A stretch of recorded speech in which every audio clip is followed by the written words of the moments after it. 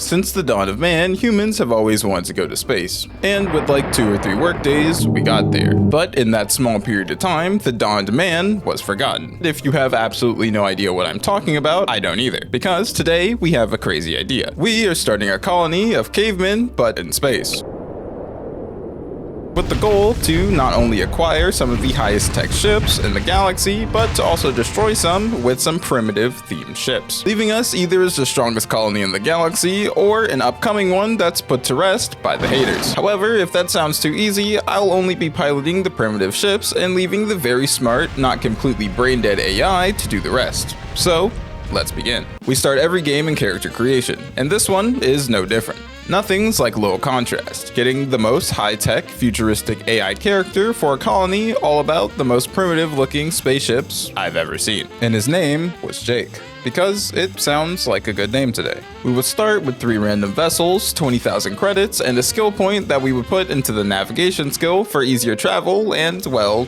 navigation. I promptly named our colony the Ancients and took the starting colony bonuses of population, the ancient blueprints, heavy industry, farming, and mining. Now that character and world creation is done, we'll do a bit of exploring and surveying planets, to not only make some money, but also to avoid any and all fights as we can't pilot any of the ships we currently own. So I set up a ship that we could actually pilot to be made at our HQ, and I headed off. Surveying is kind of boring, so I'll be skipping it. The important thing to note is that surveying planets requires resources, and after surveying, you can make a colony for expansion. Along with that ability, you get some data which you can sell to other factions to give them info about the planets you surveyed. Of course, for the big bucks, depending on how rare the planet is. But we'll be fast forwarding to more important parts. First, we found this cool destroyer ship floating in space, which I gladly took and I would repair in the near future. Second, we would commence our plan to game the market, buying low and selling high. Knowing me, we're selling absolutely nothing but drugs, heavy weaponry, and harvested organs. Of course, all illegal. Perfect to sell in the black market with no tax at all. Selling there is not illegal if you don't get caught.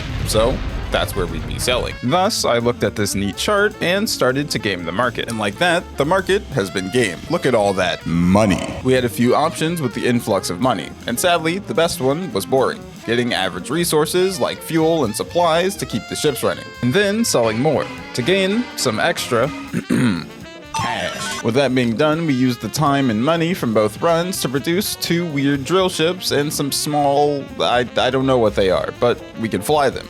And that's what matters. Now we can finally get some action. And it so happens our base was just stolen from by some smugglers. Our faction was not to be messed with, so I sent a message.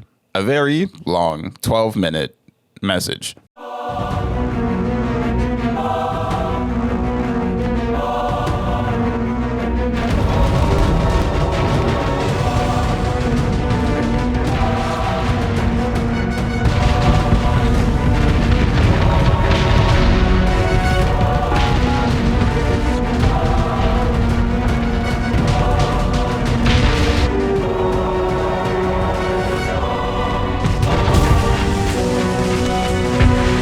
With our enemies dead, we get a very not impressive amount of materials, which I would assume they were just bad smugglers, or it was something about blowing up their ships that made recovering the materials a bit hard. In any case, we traveled to the kingdom of Terra, the designers of our ancient ships. Additionally, they just got out of a tribal war and set their sights on the rest of the sector to release their anger. They also live on a planet that extends the life expectancy of the entire population. Their ship design is nothing short of a miracle, with chunks of random scraps put together to make absolutely impossible feats of engineering, usually themed towards close-range melee specialization, with multi-module hulls. Here we got ourselves a quest to find an equipment cache in another sector. When we found it, it was a bit close to the sun, to say the very least. But after considering not going for it, I'm very, very glad I did. Not only did we receive 30,000 credits for finding it, but we didn't need to give the contents back. And it held over 300,000 credits worth of blueprints for the Tri-Tech battleship. With a great stroke of luck, we found our high-tech battleship,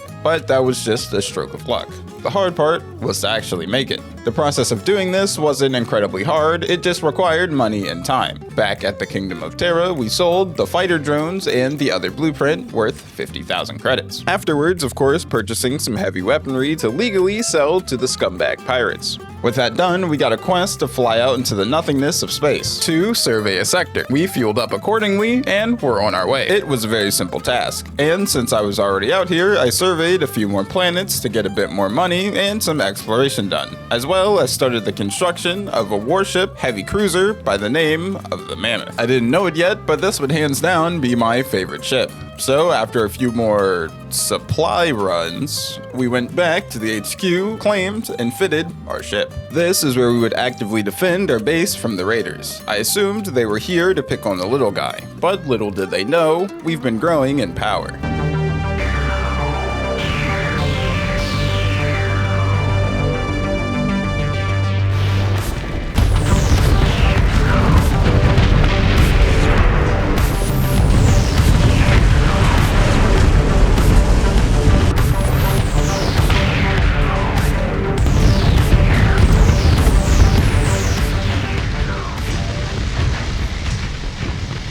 With another successful battle, we collected 2 support ships from their fleet. Afterwards, we tasked a strike mission to take out nearby pirates so we could have another system to ourselves, and we would take their planet. Of course, the pirates were not happy about this and wanted to fight.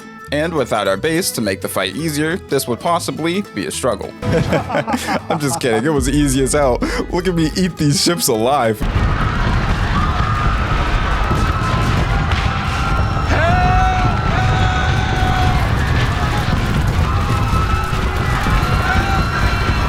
With a new aura of confidence in my fleet and in my own ship, I started investing points into combat, giving me more speed and also helping me take less armor damage. Small fights with pirates would happen a good bit now, as I was not only taking their area, but they seemed to not like me for one reason or another. Bounty hunting is a huge part of this game, and a great way to make money. It's not better than our lucrative business trading various goods, but it's all around good and a hell of a lot more fun. Naturally, I took a bounty to take out a patrol for a faction I didn't like in the first place, and it was for a really good reason. Instead of risking it all in life or death combat or trading the forbidden goods for a chance of getting caught and crumbling their reputation for eternity, they just put up shrines to something or other on planets and get donations. And well, I hate it, and I'm gonna destroy their faction piece by piece. And not only that, but they tried to make me pay a fine for God to show me his mercy. I promptly said no and showed them my weapon of mercy. I haven't talked about it in a while, but remember that blueprint I got at the start of the game? Well, it's been in production for the last few months, and it's a little strong.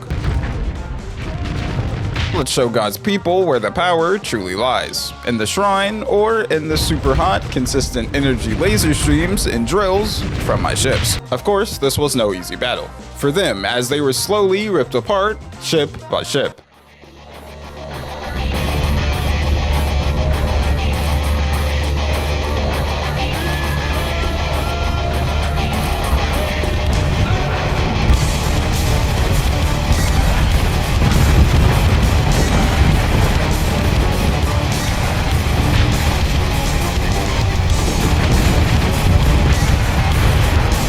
But just because that battle was over didn't mean I was done. There also happened to be a bounty on their base, so with the power we obtained, we of course had to leave a message.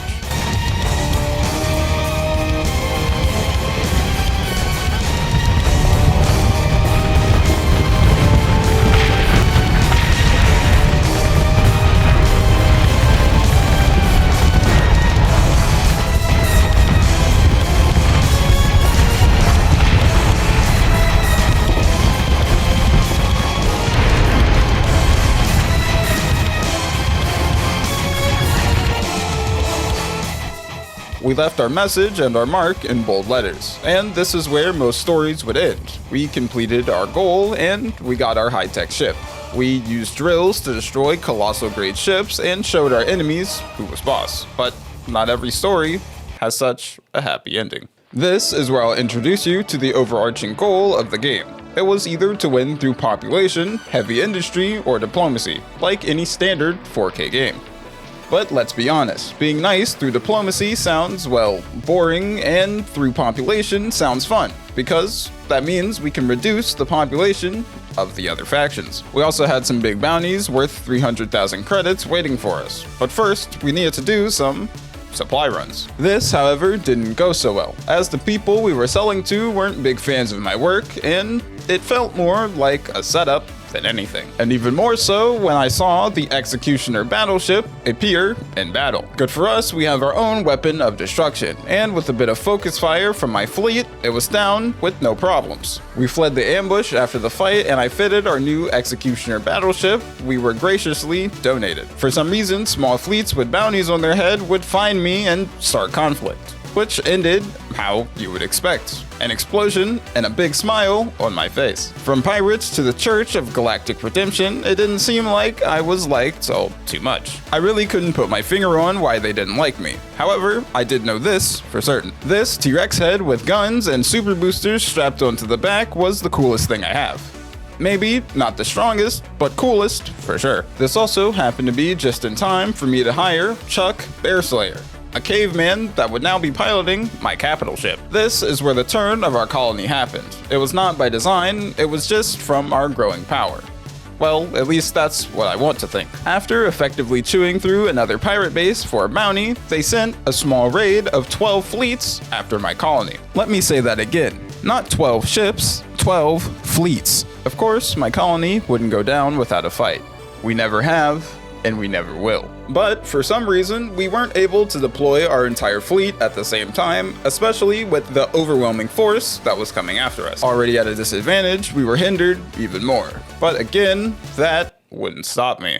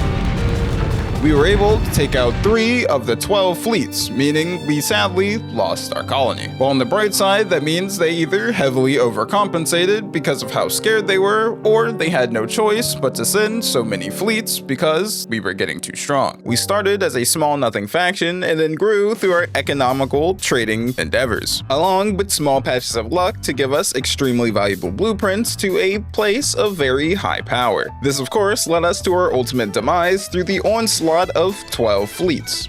Personally, I would say I completed every goal I wanted to, and the destruction of our faction was only proof of our power. I think I'm gonna go with the side that says we were getting too strong. That would go best in the history books. We might only be a page in it, but we'll be a damn good one. With that being said, thank you everybody for watching. Like, share, comment on the video, and I'll see you in the next one.